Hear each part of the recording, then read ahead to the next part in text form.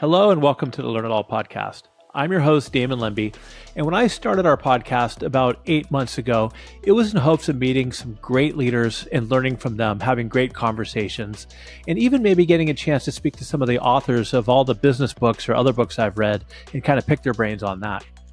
But never in my wildest dreams, in such a short time, only 8 months, I would be able to sit down with legends of leadership like today's guests. Joining me today is Doug Conant, the former CEO of Campbell Soup Companies, where he led an incredible decade-long turnaround. Doug's got over 40 years of leadership experience. He served as the president of Nabisco Foods and also the chairman of Avon Products. Doug is the only former Fortune 500 CEO who's a New York Times bestselling author, a top 50 leadership innovator, a top 100 leadership speaker, and a top 100 most influential authors in the world. He's also the founder of Conant Leadership, and their mission is to create great leaders for the 21st century who focus on honoring people first and leading with integrity and trust. Doug and I have an incredible conversation. We talk about his book, The Blueprint, where he lays out the 6 practical steps it takes to take your leadership to the next level. And it all starts from reflection and looking within. I love Doug's approach to grow or die.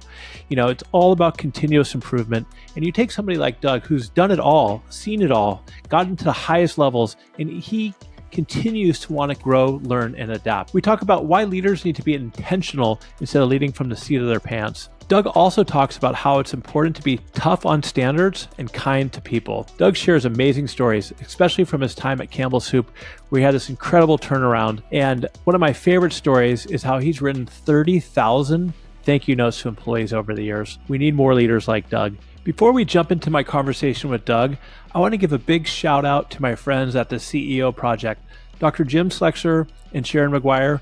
Thank you so much for the introduction to Doug. I had a wonderful time and I owe it all to you. All right, so let's jump in and enjoy my great conversation with Doug.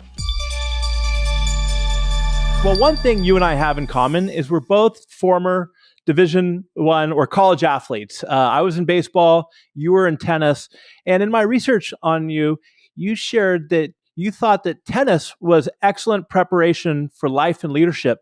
So can you walk us through your tennis journey a little bit? Well, it's not that exciting a story, so we don't have to dwell on it. But I'm an introvert, and when I was young and awkward, and I'm an oldest, I sort of took to sports where I could do them by myself, and I could hit a ball against a wall forever, and I didn't have to have a partner or anything else. And so I got into tennis not till I was late in life, 13 maybe. And then I tried out for the freshman tennis team at my high school, New Trier High School in Winnetka, Illinois.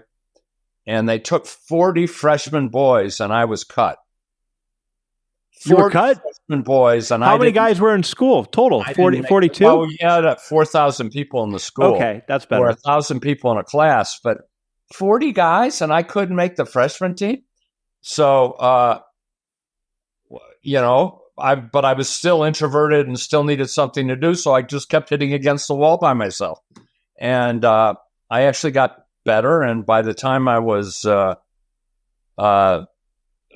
sophomore, junior, and senior in high school, I became one of the better players in the Midwest and was recruited to play on scholarship at Northwestern University in the Big Ten. And it turned out to be a great experience for me. You know, I actually wrote a blog on this, 13 life lessons from the game of tennis.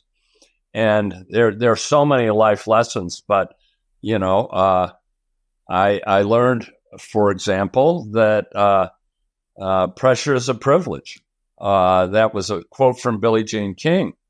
But when I went into the corporate world, ultimately, I see a lot of people that had to stand up and perform under pressure, and they choked with presentations or whatever but I had been in the arena standing out there on my own for a long time, and I was sort of more comfortable. The more challenging things got, the more I sort of thrived. And I sort of developed this capacity to thrive in the face of pressure that helped me in my work life and helped me become a competitive tennis player. I'm not saying I was a great one. I also learned that if you wanted to get good at something, you had to work at it. It was, this generation of aspiring leaders who just think they're going to snap their fingers and be running something, you got to be kidding me.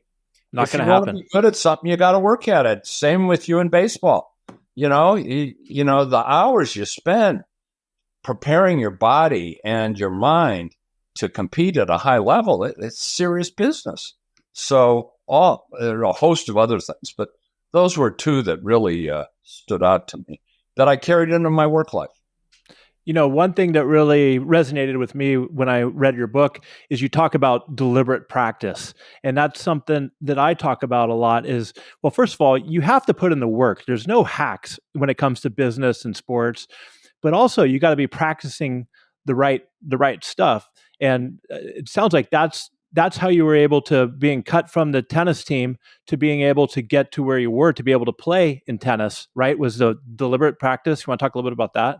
Mm-hmm. Well, there's a really good book. It's a little dated now, but Jeffrey Colvin wrote this book on deliberate practice and he looked at all these sports figures and found out, here's how Jerry Rice, the wide receiver, practiced. And I mean, it wasn't just running right. I mean, he had this deliberate approach to what he did. I sort of had a deliberate approach to what I did, but it was accidental. I was all by myself. I'm hitting against the wall. I hadn't read the book. I didn't know, but it turned out you're sort of limited with what you can do when you're all by yourself. So I started to create these games for myself where I worked on things. But this notion of deliberate practice, is essential because you can, I think we talked about in the book, I believe we talked about Michael Jordan, maybe not. But you can practice shooting free throws all you want, but if you don't shoot them properly, you're just going to get good at shooting bad free throws, using bad technique to shoot free throws. So you do have to figure out how you want to show up, and then you have to find a way to work at that with intention over time. And it isn't something that just clicks in. What I find with most leaders today, they're sort of leading by the seat of their pants. They are. And they're reacting to what's coming at them and they're doing the best they can. They have good intentions, but they haven't got a lot of deliberate practice in their arsenal. And it's a little messy and it's not well managed. And that's where I think it's important for leaders today to think, and athletes too, to think through, how do I want to show up? And what am I going to do to prepare myself to show up that way when the pressure's on? And we've got to use a little more foresight and a little more sense of intention than just reacting. And it's a cop-out to say, well, the world's too much. I don't have a choice. That's bullshit. You have a choice. You can choose to react or you can choose not to. But the leaders I run into these days, well, I don't have time to do any of this stuff. And I'm saying, well, you don't have time not to. How's this working for you? Well, I'm miserable and I'm reacting but I can't do anything else. And, I think I might have mentioned when we were at this, maybe, I don't know if I did, when we were at this event last week when I met you,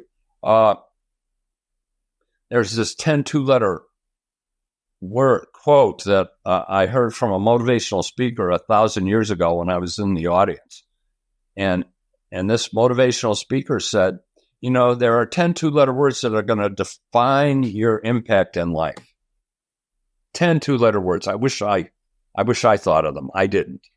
And we saw the dashes on the slide on the screen, but we didn't see the words. Everybody wanted to be the first one to figure out what the words were. And the 10 two-letter words were, if it is to be, it is up to me.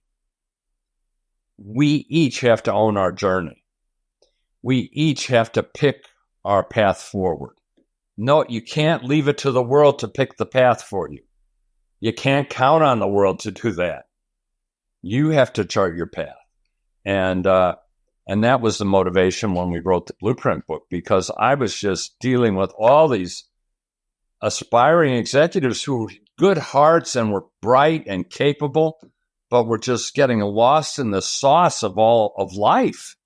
And they weren't able to, invoke the concept of deliberate practice and acting with intention. They were just reacting to the world that was coming at them. No, I love that.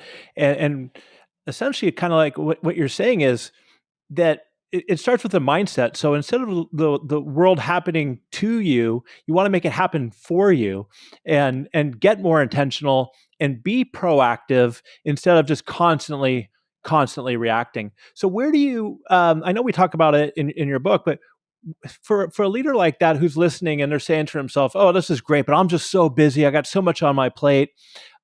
Where's the first step where they could start to carve out time and actually start being more intentional with their approach? Well, this whole notion, I didn't come up with this. This has been talked about by leadership philosophers in the past. Stephen Covey did the best job of explaining it to me, this observation that we all have choices. And he said, look, Doug, between the stimulus and the response, there is a space. After the stimulus, before the response, there is a space. In that space is the power of choice. You get to choose how you respond to everything that comes your way. And never let go of that understanding that you have the power of choice. You can choose to say yes. You can choose to say no. You can choose to say, can't deal with that today. But it's your choice. Never give that up. That's the one thing you have in a world that's swirling around you. You have the power of choice. And so when I work with people, you start to, I'll use another Stephen Covey quote. You sort of have to sort through. He used to say, Doug, what matters most must never be at the mercy of what matters least. And I was a big guy on lists. I would have lists of things I was going to do. And I would tend to just check off all the things that didn't matter. I would go down the list and I'd look for something so I could check it off. I would do all the little things that were easy to check off, and I wouldn't deal with the big things. They were too big for me to be able to check off my list. So I was doing exactly the opposite of what I'm about to talk about. Things that matter most must never be at the mercy of things that matter least. And so if you're working on something in your life, what matters most to you? And then start to devote some of your energy to what that is. Now, I believe if we're talking leadership now, and I'll connect the dots here in a second, but I believe that your life story is your leadership story. And that leaders today, we've all been, because it's overwhelming, the world is overwhelming. I guess the new term for it used to be a VUCA world. Now it's a BANI world. VUCA was volatile, uncertain, complex, ambiguous. That was Warren Bennis, 1987. Now there's James Cassio in this millennium, who has a new world, BANI, a new word, brittle, anxious, nonlinear, incomprehensible. That's the way he describes the world today. And most people say, yeah, that's sort of the way it is. It's crazy. And so that's the world that we're all dealing with. And we've got to sort of, along the way, while we're so busy reacting to all this, trying to make our teachers happy, our parents happy, and then we go to college and make our professors happy, and then we go to work and try to make our bosses happy, we lose what makes us happy. We put all of our dreams in the parking lot. And then we say, but I'm not following my dreams. Well, of course you're not. You put them in the parking lot. Hello? I mean, Yeah. I did it too. I did it too because I was having a family, kids, dogs, cats, houses, whole, losing my job, all kinds of things. There were a ton of things going on. But somehow I was putting all this in the parking lot. And what we find is if people go back to what really speaks to them, it tends to come out of their life story. They figure out what means the most to them embedded in that story. And then you start to work on that. You don't have to work on everything, paying all the bills better or whatever, all the logistics of taking care of your children and honoring your relationships in work and out of work. That'll take care of itself. But there's some things that really matter most to you.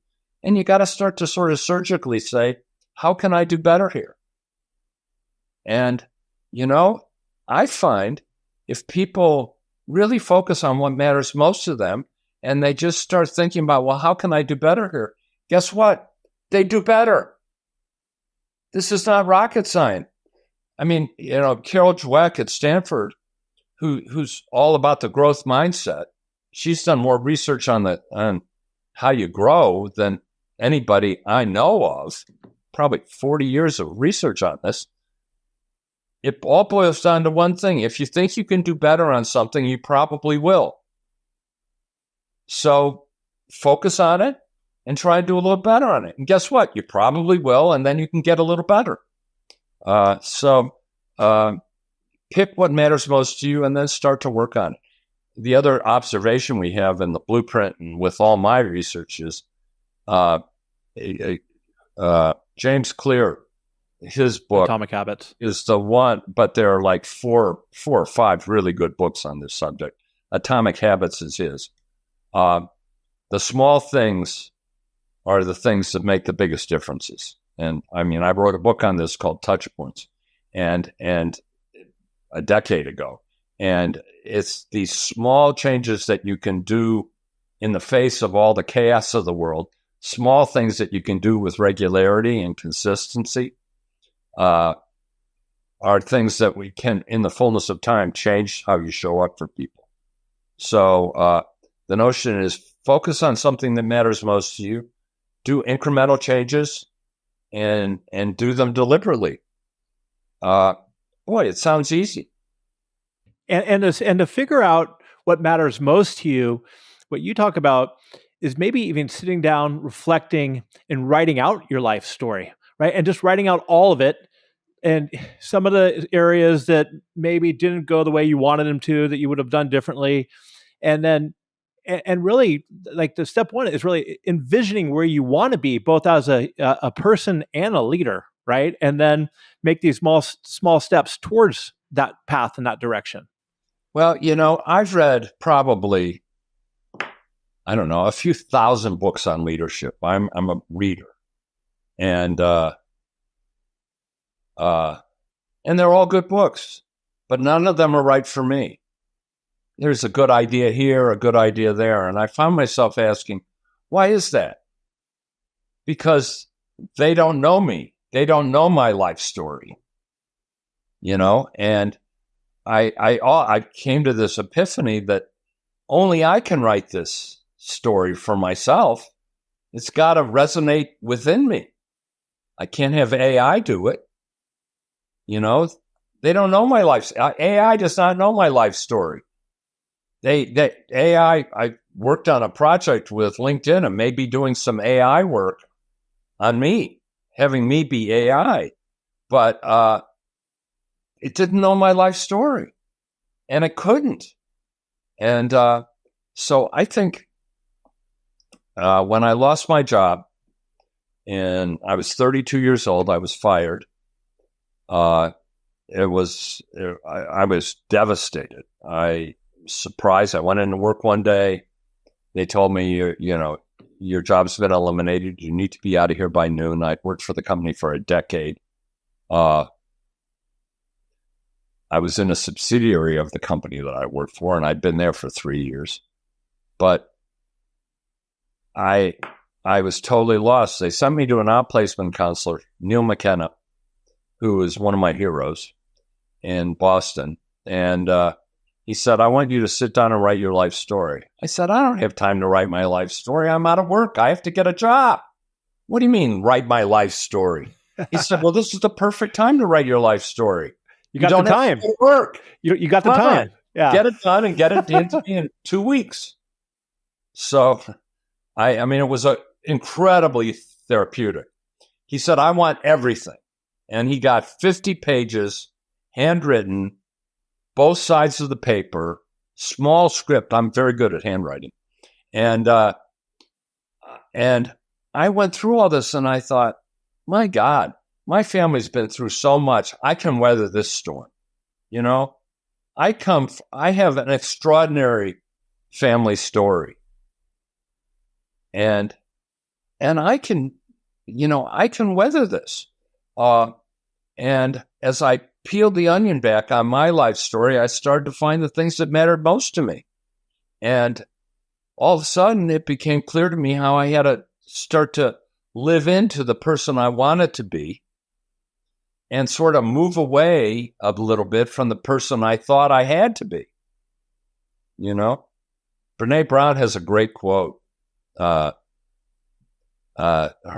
quote, when I did a session with her a few years ago, and her quote is something like, look, you can either stand inside of your story and own it, or you can walk outside of your story and hustle for your worthiness every day. And what I was doing is showing up for work for a decade, walking outside of my own story and hustling for my worthiness every day, trying to prove myself in a way that made others happy and not honoring kind of the person I wanted to be. And I discovered, guess what? The person I want to be is not so bad. And I can make this work in this corporate world. You know, no situation's perfect. But man, I discovered I could be leading in a completely different way, have greater impact in the organization, and feel better about it every day, because I was showing up in a way that felt right to me. You know, where I was showing up like the person I really wanted to be showing up like. Anyway, I get on my horse every once in a while, but no, I love it. So when you were going through and you were writing that out, you know, one of the things I remember Neil saying to you was, okay, well, what you're writing about and what you want to be is not the person you are right now, right? You're shy, you're not doing any of this. But did writing it out help give you the confidence to change? And when you got your next job, which I believe was at Kraft, did it immediately, like a light switch shift for you, or was it still a work in progress for you to I'm envision? a work in progress. We all are, right? Yeah, we all are. Yeah. I mean, yeah, I was a work in progress. I was still shy. I was still introverted, but I was more committed to how I wanted to show up. Well, look, when I lost my job, I had 2 kids and a very large mortgage, and trying to figure out how am I going had to do it, right? And so it was a traumatic time for me. I was 32, and then I got a job at Kraft. It took me a year to get a job, so it wasn't like it just falling off the turnip truck. And because I was a horrible interview, because I didn't say anything. I was so shy. I was just trying to answer the questions. And Neil McKenna, when he read my life story and he had been preparing me for interviews, he said, Doug, I just don't get it. I read your life story and you're a ferocious competitor. You care about people. You have a higher ambition for all of your work. And when we do the interview preparation, you're just answering the questions, and I'm seeing none of the fire that I know is in you. Where is it? And I'm still, well, you can tell I've grown a little, but I've been working on that my whole life. It's just not my nature. It's just not my nature. Probably why I read so many books. Well, because you have to, and I know you use this term, you say as a leader, you either grow or die. What I like to say is great leaders aren't born or made, they're constantly in the making. And it's the thought that if you're a know-it-all and you think you have it all figured out, then you're just going to get stomped on. You're going to be left behind. You have to have an insatiable appetite, right, for continuous improvement, self-improvement. Yeah. Oh, you don't have a choice. It's very Darwinian. Your environment is evolving and you have to evolve with it. And the leader you thought you were supposed to be in the 80s when Jack Welch was the iconic leader of the 80s and 90s, that dog won't hunt now. That won't work now. That won't hunt. So you have to grow and you have to evolve in a way that will still deliver high performance, but do it in a way that is more sustainable and probably more personal than back in the 80s and 90s. When I started out my career, it was like, do you want me to be tough or do you want me to be nice? And I didn't think that was a very good question, but I had to act tough because that's what was required, I felt. But it turned out I was wrong. It turns out you got to be both. You've got to be tough-minded on standards, and you have to be tender-hearted with people. Much like as a parent. I mean, not that a leader and a parent, it's not dissimilar. It's similar. But do you have high standards for your kids? Are you tough-minded on standards? Absolutely. Do you love them to death? Absolutely. It's not one or the other, it's both. And it's like, how can you put all these employees in this pressure cooker and this tough-minded mantra and then not care about them at all and just view them as a tool or a task? Not going to work. Not going to work, especially now. When I went to work, there were two kind of leaders in the work world. There were old white men and older white men. That was it. Yeah. And I worked for 28 bosses over my career, and they had 28 bosses. And so that's 56. 55 of them were men. Wow. And so that was the world when I started. And now you have 7 generations. You have ethnicity abounds. You have gender differences, which are rich and constructive. It's just a different world. So you can't rely on hierarchy and do what I told you to do. Not only that, but the bosses can't tell you what to do because they don't know how to do what they're asking you to.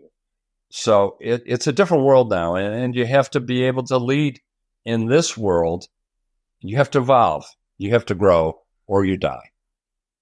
I would say, though, you were ahead of your time. You had this great turnaround at Nabisco, right? And where you came in, it was all, what would you say, earnings cubed, earnings, and you kind of flip, right? Well, it was the world's largest LBO. It was a $25 billion LBO and leverage buyout. And it was so all of a sudden the private equity guys were on the cover of Time magazine, first time ever. And they were placing this big bet. And it was followed with great interest. And they wanted to show that, private equity had a role to play here where they could catalyze the underperforming companies to perform better and do it in a timely way. And it turned out it was a lot harder than they thought it was. for a variety of very good reasons. But I thought the private equity guys actually handled it real well. I didn't think the management team handled it well, because the management team was just trying to muddle through and exit. And we needed to treat it more. We needed to realize that we had to build something that would be enduring. Nobody was going to pay a premium for a company that was not enduring. And so the management team needed to get that message. Fortunately, I had that. I was committed to that path before others, and we did a pretty amazing job at Nabisco, which ultimately led me to being asked to run Campbell Soup Company when we were acquired. So I was out of work for about 1 week, and then I was CEO of Campbell for a decade. And that was your first CEO job, and you were 49 years old, right? Yeah, that's right. Yeah. When you first accepted that role, were you thinking at all yourself, like, shit, how am I going to do this? Or what was your thought process stepping into the role? Well, actually, the answer is yes. Holy shit, what did I sign up for? Exactly. On the other hand, because I didn't know my ass from my elbow about how to do this. On the other hand, I'd worked for CEOs. I'd been a student of the craft. I'd read 1,000 books on it. I really dedicated myself to refining my leadership capacity, working with people like Stephen Covey, Warren Bennis, and others. And I had gotten pretty good at it. And so I sort of looked at it as, well, I've never done it before, but nobody who'd never done it before could be more prepared than I was. All right. And I felt that way. And so, it was sort of damn the torpedoes, full speed ahead. And I had some principles, and I was intent on acting on them. I was going to walk inside of my story and own it. I was not going to stand outside of my story and be hustling for my worthiness every day with my board and with our shareholders. I was going to lead Campbell in a way that promised to be endearing. I was not going to over-enduring. I was not going to overpromise and underdeliver. We were going to get incrementally better in the fullness of time. And I had a philosophy around how we were going to do that. I was very clear with it. And from day one, I was very clear with the board that, if you can find somebody better to run this company, you should hire them. That's fine. Was that a bluff, or was that? Excuse me? Was that a bluff on your part? No. Why would I want to run a company that the board didn't have confidence in? Right. Why would you choose to do that? This is my one life. If you don't want me here, I don't want to be here. I don't know. And I was going to be fine either way. So it's like, so I was pretty well grounded. At this point, I had worked for 3 iconic, really good companies in many ways: General Mills, Kraft, and Nabisco. I had 49. I had 25 years of experience working for these iconic food companies. I knew how a food company needed to run. And so, no, I had a point of view, and if they didn't want me to do that, don't hire me, Doug, one area that I think is important for our listeners out there, whether you're coming into, yes, if you're coming in as a startup or a new leader, I love your approach to, I might butcher this here, but is it first hour, first day, where you sit down and you get very clear with your principles, and which is important because then you're kind of setting yourself, you have to abide by it after that, right?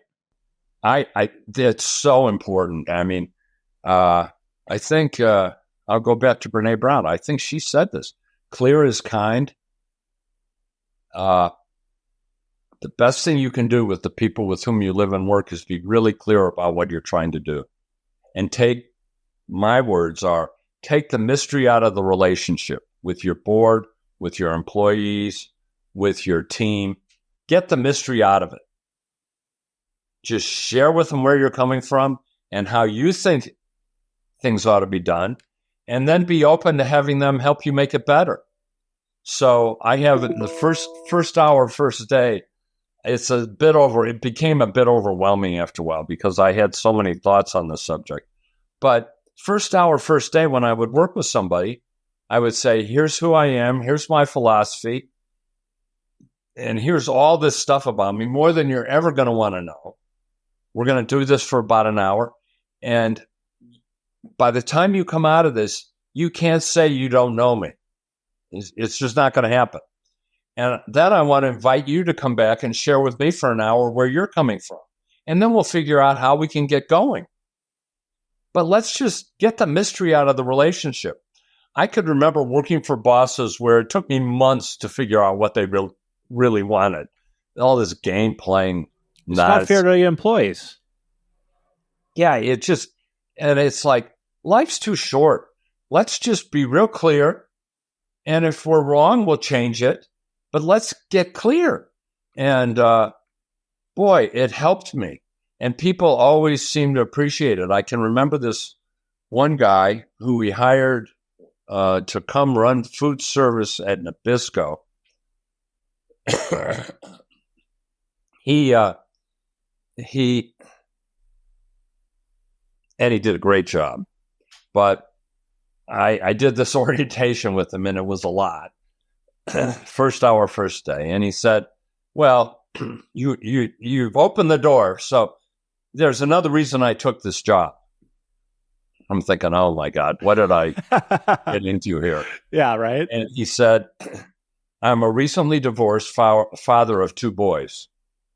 And part of the reason I'm coming to Nabisco in northern New Jersey is I want to be closer to my sons, and I want to be able to be involved in their lives. I love that. And if you could give me a little flexibility as a single parent to do some things, to be a presence in their lives, I'll make it work for you. And I was happy to do it. But, if we hadn't had that discussion on the first hour of the first day, we might never have had it. He would never have brought it up to me. We made some accommodations. He more than over-delivered. He felt valued. We had this platform of understanding that transcended an ordinary platform. And it was a beautiful thing to see. And every time I've done it, we uncover this new insight into working together with an individual or a team or a company. I would share stuff with the whole company that most CEOs wouldn't, or presidents wouldn't share about, what mattered most to me and about family and stuff that in the earlier generations when I started working just weren't a topic of conversation in the world of work. I view it all as one world, not 2 separate ones. Yeah, I mean, with that gentleman, that story that you mentioned with his 2 kids, your flexibility and giving him the space to say that to you, Doug, he didn't want to let you down. No, I had him. I had him at the low. Believe me, that's not why I did it, but it was obvious to me that I made this commitment to going next. I was telling him family matters in the first hour, first day. I have a whole thing on how important family is, and it's like I created room for him to share there. And once we did it, we just had a new understanding. He didn't want to let me down, and I was not going to let him down. The other piece of this first hour, first day, I called it my DRC, my initials orientation, is that once you declare all this stuff to people, you're accountable for it. You own it. Yeah, I got to own it. Most leaders don't want to talk about this stuff because they want to be have the flexibility not to do it if they don't think it's a good idea at the time. And so, but once you tell people, the most important thing for me is that I'm going to honor people. That's job one for me. Once I tell them that, I sort of have to do it all the time, not some of the time. And so many people are uncomfortable making those kind of declarations because sometimes you have to do tough things. But I have found you're better off declaring yourself and then dealing with come what may. Yeah. So speaking of tough things, when you were at Campbell's, you turned over 300 of the 350 top leadership, right?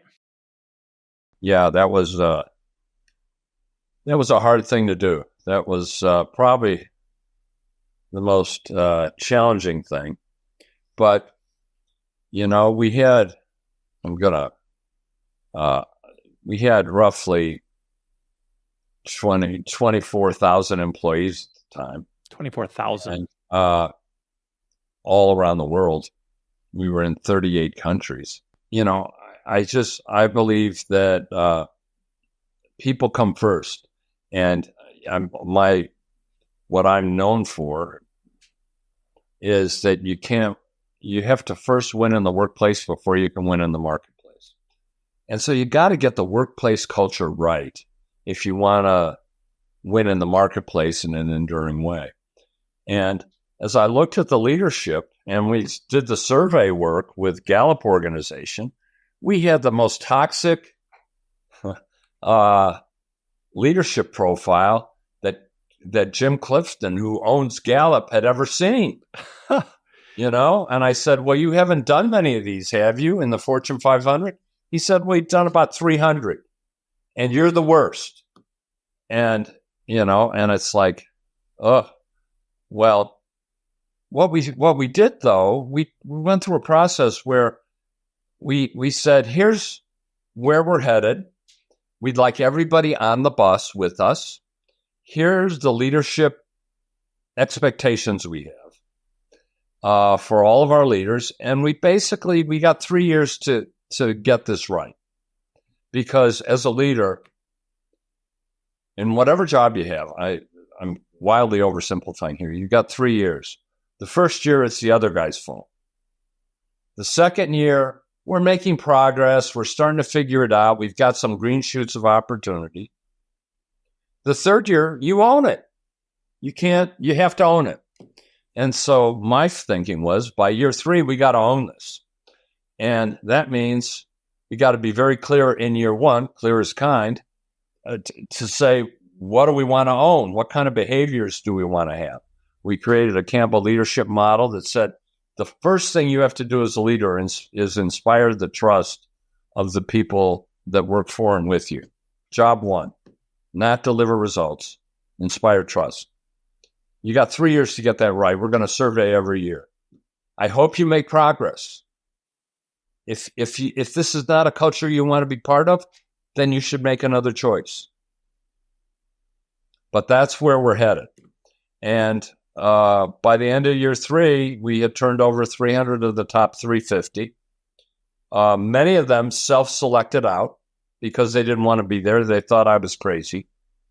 And I might have been, but it worked out. And out of the 300, we promoted 150 people from within.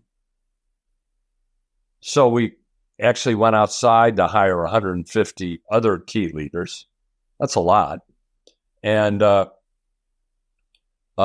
was interesting to me, as we went through those 3 years, employee engagement went up every year across the whole organization. And basically, I'm wildly oversimplifying here, but basically, I felt the employees were saying, of course these leaders have to go. Exactly. They're not paying attention.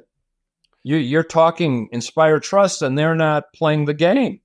And that's they're not why on the bus. And Doug, that's why the employee engagements went up, because you came in, they all knew what needed to happen, And instead of just being talk, you were actually you were actually delivering on that. So that started to inspire them and build the trust that you were just speaking about. Well, I think that's true. It wasn't. There's a host of things that were going on. It's never that simple, but that was a part of it, and we did a lot of things to build the kind of culture we wanted. And getting, I think the CEO's job is, you got to be the keeper of the flame. I mean, you've got to be the chief talent officer. You don't delegate that to HR. You don't have to get me the best people. You've got to own getting the right talent. And they have to be competent. They have to be people of good character. And they have to bring good chemistry with them in the sense that they work well with teams. And you can't delegate that to somebody else. You're affecting people's lives. And so at the top of the house, you got to own that. And I was very much in an ownership mindset for the entire top 350. I was plugged in. If there's no other CEO who went into an organization and was more plugged into talent than I was. I learned that at Nabisco, working for KKR. I saw the power of, we had to make a lot of changes at Nabisco as part of the LBO. And I found, if you find the right leadership team, you could do amazing things. If you didn't have the right leadership team, you couldn't even agree on when the next meeting was going to be. So I credit KKR and that whole experience for showing me the power of unleashing an organization with integrity-laden leadership. Yeah, absolutely. I think it's critical for CEO to be involved. Like you said, you can't delegate that to HR. One of the things you brought up in the talk you did at the CEO project that I really enjoyed hearing you say, and this goes on to the continuous improvement and learning, is that at some point you reached out to people and said, I want to know who's the best and the best at all these key roles. And then you met with a couple individuals in each of those every month. And you have access to, the people that a lot of leaders don't have access to. But I think all our listeners today can do something very similar where they can get in front, because you don't need to reinvent the wheel here. You just want to hear what the best of the best are doing and learn from that. Yeah, and I wanted to meet them. I didn't want to read about them because then, what you read is not what you get.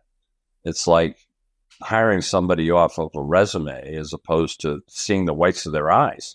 And so I had this fellow who I worked with for better part of 20 years, and I had him on a small retainer to help me find the best people in consumer packaged goods or beyond in all the various disciplines: supply chain, technology, product development, marketing, sales, executives. And so we had this list, and I said, I'd like to meet 2 people a month. When I go to New York for a meeting, maybe there's somebody in New York I can have coffee with. I'm not hiring. I just want to meet them. I never wanted to feel like I was at the mercy of an executive search firm who was processing paperwork, resumes, and said, here, we got 10 great candidates for you. I wanted to know for myself what great looked like. And because I thought it was that important. So I did that, 2 people a month for a decade at Nabisco. So what's that? That's 25 people over 10 years, 250 people. And I started doing it when I got to Campbell. And boy, I could talk about almost anybody that would show up on a list from an executive search firm because I'd already met them. I'd had coffee with them, or I'd bumped into them somewhere else. And I thought there was nothing more important for me to be doing than having a good feeling for the talent out in our industry. And at the time, the consumer food industry was the single largest industry in the economy. So I felt like if there's a place for me to devote time, this is it. So anyway. Was there any surprising traits across the board from those top performing individuals? I know you already said high character, competency, and chemistry with your organization, but was there anything that kind of surprised you over the years meeting with individuals like that? It was interesting.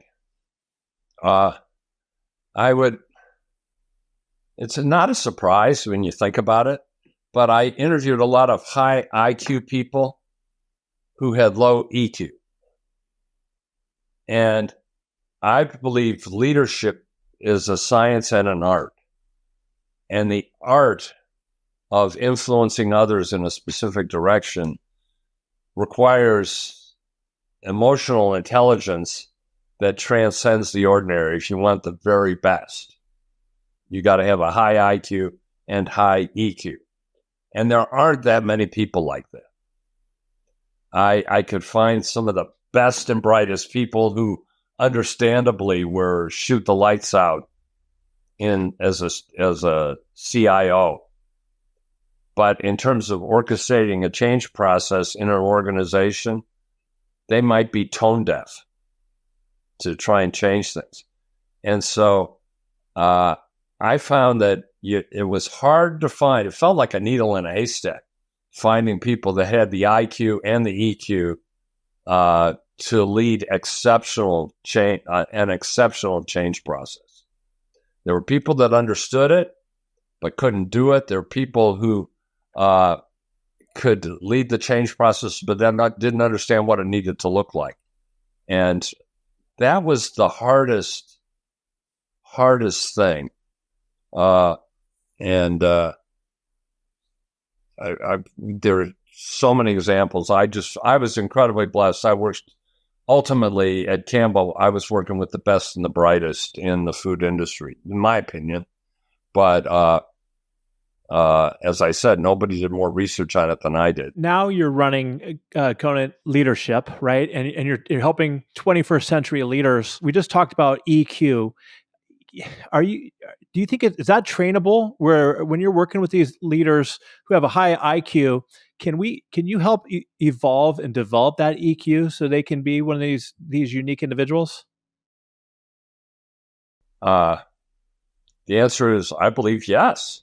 Either it may be harder, but if you believe in the growth mindset,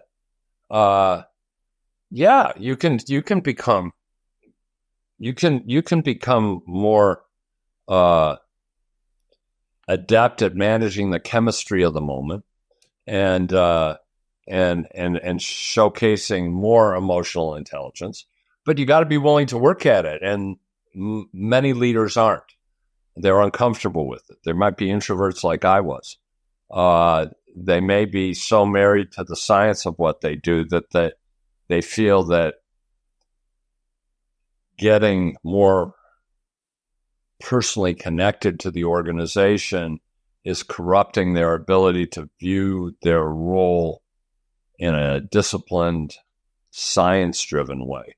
But no, I believe if you aspire to be a leader, look, leadership is all about people. Leaders need followers. I think we talked about this at the CEO project. Leaders need followers. So you want people to follow you. You damn well better be good at creating the conditions for them to follow you with a full heart. Especially now, wouldn't you say, Damon? Absolutely. You think about, I said 7 generations in the workplace, ethnicity abounds, gender differences abound. It's not so easy. people, you've got to be really sensitive to the environment that you're creating. So I can't imagine a leader not having that kind of emotional intelligence to be at the top of an organization, to be doing something exceptional. There's a piece of good news here, though. And the good news is nobody's very good at it. And you really only need to be better than the other guy was. I like when you say that, right? Exactly, right? Yeah. I mean, it's like, this is hard work. And typically, you're probably better than the guy that was there before. So you can move in that direction. We're all works in progress here. But I think you're making a big mistake if you're not working on developing your ability to manage relationships in a powerful and provocative way. I think more so than ever, there's 6-7 generations in the workforce, and the younger generations, they demand more out of work, in the sense of there's got to be a purpose behind it, right? And they want to have their aspirations and their personal purpose aligned with the organization, if they want to be successful. So taking the time to helping develop that and helping them lead in that direction, I think is so crucial. That's true of everybody. It's not just the younger generation. I wish I was asking for that when I was their age. We didn't know that was a choice. What I found when I was running Campbell was not only did the younger generation want it, but the old-timers wanted it too. They wanted to be heard. They wanted to be part of the solution. So it's not just the kids, quote unquote, asking for this. It's everybody. Everybody wants to be part of the solution. And you need to have that kind of mindset when you're running an organization. Absolutely. I mean, and when you do that, when people think they're part of the solution or they're contributing to more than just getting their paycheck, I think that's when you have a harmonious team that really does well. And I know we have to wrap up on time here, but one thing that other people that everybody also really wants, Doug, is to feel appreciated and grateful for. And I just didn't want to end this interview before just sharing with the audience that you've written 30,000 thank you notes to individuals over the years, which is incredible. So I just wanted to maybe just talk about that for a minute, then I'll let you. I mean, I could keep you here for hours, trust me, but I know that I can't. Well, gosh, I had a practice. We talked about deliberate practice. I had this belief that organizations that I was associated with were amazing. And even in the most broken organizations, 8 out of 10 things that were being done right and were being done well. And all we tended to focus on were the 2 things that were not being done well. We became great critical thinking machines. And I found that I needed to celebrate things that were being done right. And so I had this practice of writing 10 to 20 thank you notes to employees, handwriting them every day. I had a long commute, and so I did it in a car. I would read everything that got on the prior day off our portal. It was printed out for me. I'm an old timer.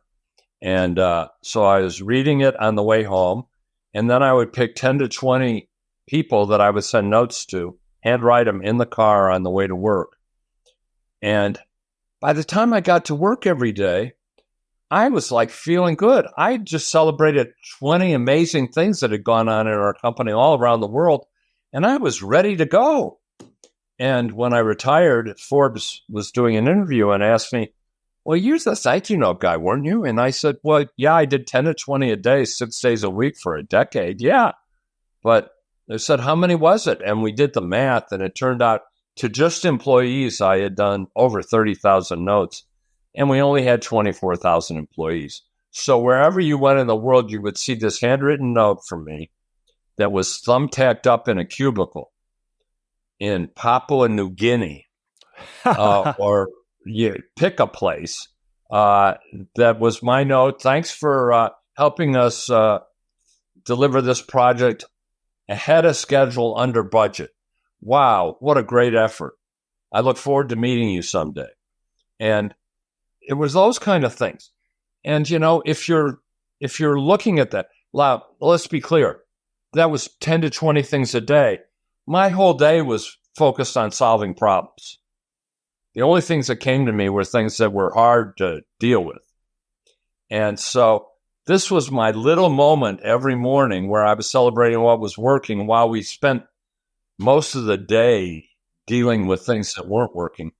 But man, it was a great template for me to lead from every day. I was starting off with the glasses half full, and here we go, as opposed to looking at it as the glass is half empty, and I hope I can stay afloat. I love that because what you're saying is that, yeah, you got all this shit you're going to have to deal with, problems, everything coming at you, but you chose to, and I heard you're an early riser too, but you're at 2.5 hour commute, but you chose to spend the beginning, the glass half full, writing all these positive notes. And I know you know this, what an impact you had on these employees' lives across the world to be able to get these notes from the CEO of Campbell Soup Company. What was really fun, just the postscript, what was really fun is if it was an exceptional thing. I mean, and they were all exceptional in a way, but something that really stood out, I would handwrite this note. It would go out as soon as I got in the office that day. I'd Federal Express it to Sydney, Australia, to the employee's home. Wow. And their partner would say, it looks like you got a Federal Express from the CEO of your company. And they'd open it up at home, and your partner and the kids would be saying, well, what is it, Dad or Mom? Well, the CEO is thanking me for this project we just did. I'm telling you, I would hear stories about how meaningful that was. Look, I worked for a lot of CEOs. I mean, most of my life was spent working for CEOs, not being one. And I have maybe 3 notes, and I've saved them, I mean, it's very meaningful stuff. Put yourself for a second. You're in this house in Sydney, Australia. This Federal Express package comes in. The wife and the kids, or vice versa, they know their dad goes to work every day, or the mom goes to work every day, and they're proud of them. But then they get a note like that from the CEO of a 24,000 person company highlighting what their dad did. I mean, just imagine how that made the father and everybody in the house feel. Now, I want to take it full circle before we close up. It came full circle to you as well, right? When you got in a car accident and the people that reached out to you. Well, I did. July 2nd, 2009, I was involved in a near fatal car accident. And I was in bad shape. When I talk about this, when I describe it to people, I say I'm living proof that you can put Humpty Dumpty back together again. And I have my limitations, but I'm here. And my wife and I were overwhelmed. I was in the hospital at the University of Pennsylvania going through multiple surgeries and still trying to be a good steward of the company and CEO. And every day they bring the mail in. At the end of the day, somebody from the office would drive it over to the hospital. And every day there was a pile of mail about this big of notes, notes of good wishes from all these employees I'd been writing to for the prior decade. Gives me goosebumps. And it was like, I don't know if you ever watched Miracle on 34th Street, the original one where they prove that Santa Claus exists because the Postal Service delivers all the mail to the judge at the trial of Santa Claus. We were just overwhelmed by the mail and all the good wishes. And it just spoke to what kind of relationship we'd cultivated, just one note at a time, one small thing. one small step, and how it had come full circle over a decade, or 9 years at the time, nine and a half years. It was overwhelming, and I think I might have shared with you. I have, not in this office, but in my office, my home office, I have a whole bottom row of my bookshelf. My wife, she put all these notebooks together of all the cards. I mean, it was overwhelming, and boy, did we need it, because it was really a challenging time for our family, and they were there for me, and I will never forget it, and I will never forget it. That's an incredible story for all these people coming to your aid and support and well wishes.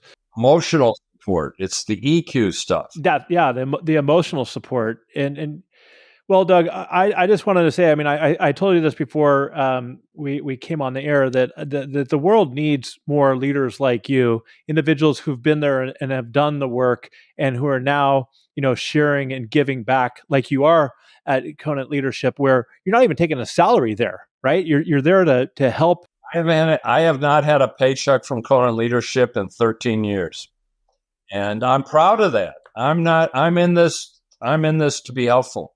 We do charge for certain things so we can pay our employees, but it's probably not a good business decision, but I have not had a paycheck, but I'm not complaining. I'll be fine. Don't worry about it. No, you're incredible. And so, for our conversation today, we talked about everything from, the importance of leading with intention over by the seat of your pants, leading by listening, the importance of EQ, constantly improving and learning, because if you don't grow, you die. And we talked about how you need to be tough-minded on standards, but kind to people, and start with honoring people. And this is all what needs to be done if you're going to be a successful leader in the 21st century. So, Doug, where do our listeners connect with you? Well, just go to my website at conantleadership.com. We have an active, we're not commercially oriented here, but we have a